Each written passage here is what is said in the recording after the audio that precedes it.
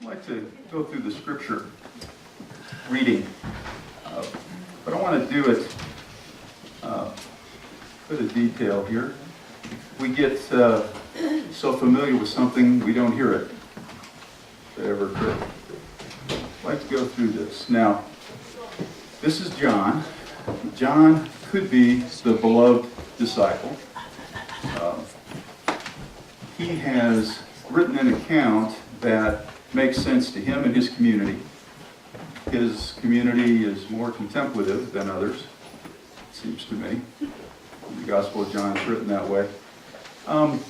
Now, the first day of the week, that could be Monday, it could be Sunday, I'm going to say it's the Sabbath. This account is of the first Christian Sabbath. This is the first Christian Sunday. And John is imaging for us what it means to be a Christian now. What it means to be a Christian. Mary is coming early in the morning. To be a Christian, you seek the Lord early. Was it important for her to be there? What was she doing there? Anybody? They had already prepared the body. It was sealed up. They'd already taken the spices. They'd cleaned Jesus up. They'd anointed him. They'd wrapped him up with the 85 pounds of the spices. And he's in the tomb, and the tomb is... What's Mary doing there? She is coming to seek what she doesn't even know yet. She wants to be in the presence of her Lord. She wants so much to be in the presence of her Lord. And she's just showing up early in the morning. Early on the first day of the week, while it was still dark, Mary Magdalene went to the tomb and saw that the stone had been removed from the entrance. So she came running to Simon Peter and the other disciple, the one Jesus loved, and said, "They have taken the Lord out of the tomb, and we don't know where they have put him." So Peter and the other disciple started for the tomb. Now, if John is the beloved disciple, John is a little younger than old Peter. So who's going to win the foot race? Both were running, but the other disciple outran Peter and reached the tomb first. Now, he's a member of the beloved community. John is the beloved. John is the one that Jesus on the cross said, "Woman, your son, son, your mother." Jesus on the cross forms community within the beloved community, within those that are beloved. Those that are members of the beloved community are those that live the Beatitudes. Right? That's the beloved community. Jesus is always in the process of forming people into new families. Some of you know what that's like. Forming you into new families. Covenant communities. That's what this is about. So to be the beloved is to be the one that even lets the old man look in first. Because if you're the beloved, you're going to take a little time. And if you're a member of the blessed community, you're going to wait for people to catch up and to look in for themselves. Right? So that's what this disciple did. He waited up. The other disciple outran Peter and reached the tomb first. He bent over, humbled himself. He bent over and looked in at the strips of linen lying there. Now, that's what he sees, strips of linen lying there. What is he looking at? He's looking at that priceless linen shroud that Jesus was wrapped in. And it's lying there. Finally, but he did not go in. Then Simon Peter came along behind him and went straight into the tomb. Oh, you got to love this guy. Get out of my way. I'm going in. And he went straight into the tomb. He saw the strips of linen lying there, as well as Now, notice Peter is paying attention to a little more detail. See, the first guy went in and just kind of glanced in and saw some stuff laying there, and he backed out. So Peter goes in, and for a guy, this is great that he's paying attention to this detail. As he saw the strips of linen lying there, as well as the cloth that had been wrapped around Jesus' head, the cloth was still lying in its place, separate from the linen. When Lazarus came out of the tomb, what was he wearing? He was wearing the clothes because he needed them. Jesus is being resurrected into immortality, and he's putting on a new set of clothes. He's putting on the new garb. And it's interesting what garb he chooses. Jesus doesn't need these linen clothes. So If somebody was going to rob the body, what would they take? The priceless linen and all the spices, right? If they were going to take the body, they'd leave it all wrapped up. It'd be easier to carry, right? Let's apply a little thinking to it. Right? That's what we're asked to do. Some people, well, let's keep reading. Finally, the other disciple, who had reached the tomb first, also went inside. He saw and believed. There are some people, contemplatives, that don't need all of this detail that Peter needs.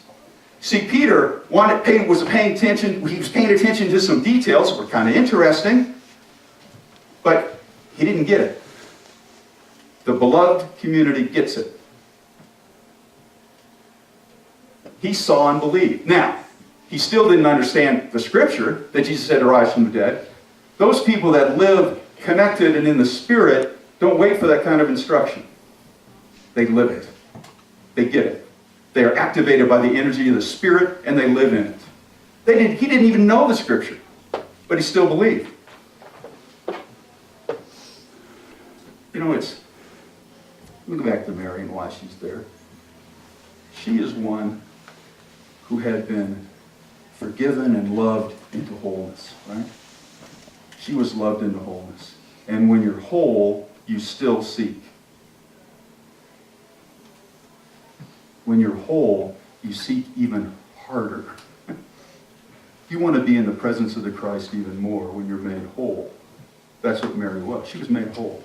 She wanted to be in the presence of the Christ.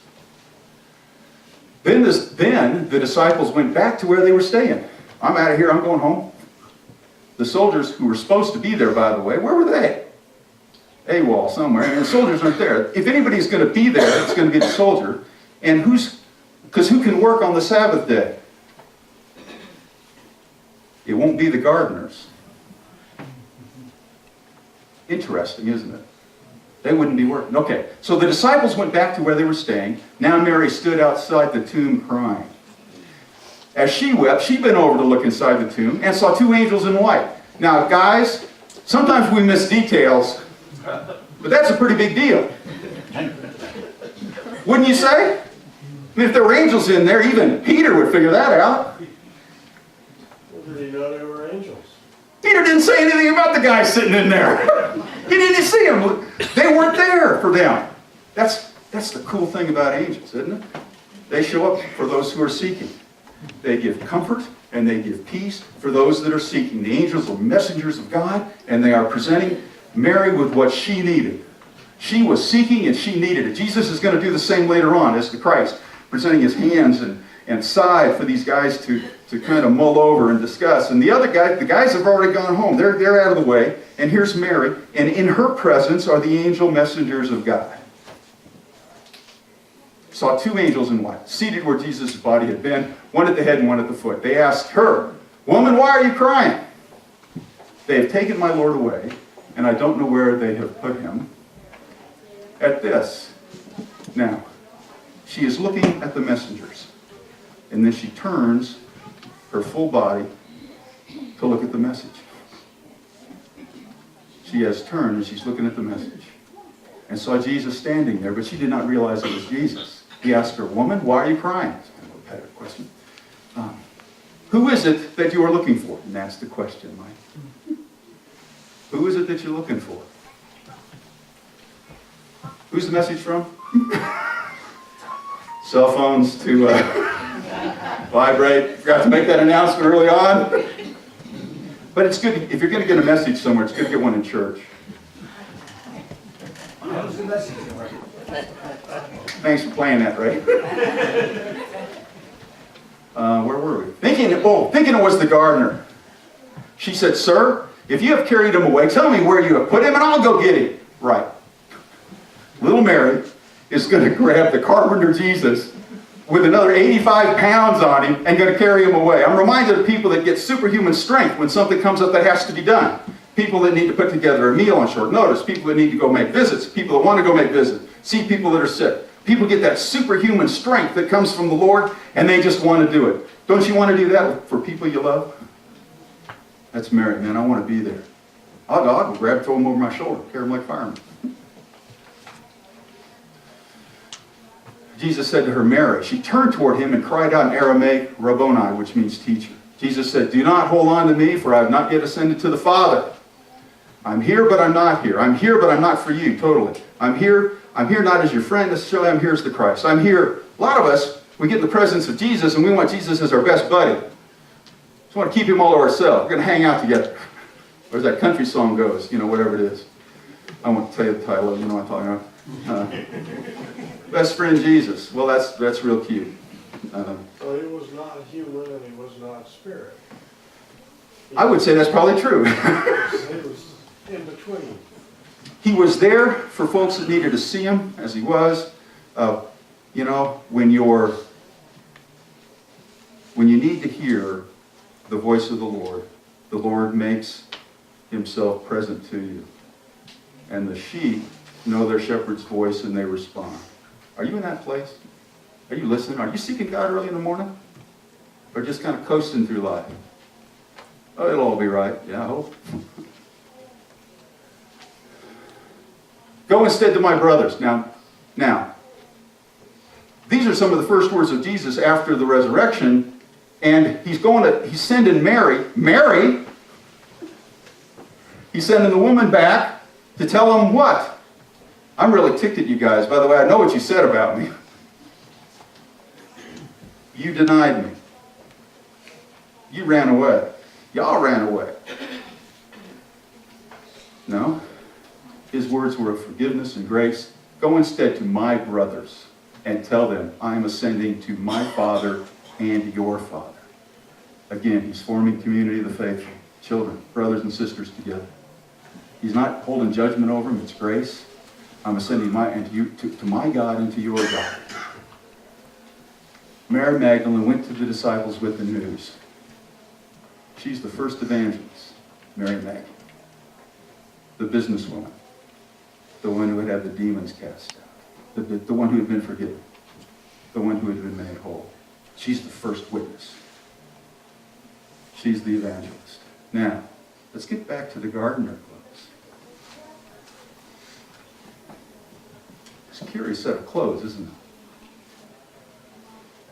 When I thought about that, and as I still think about it, we have our God wrapped in the clothes of one who's going to work the garden, one who's going to tend the vines, one who's going to plant, one who's going to be involved with creation of the earth,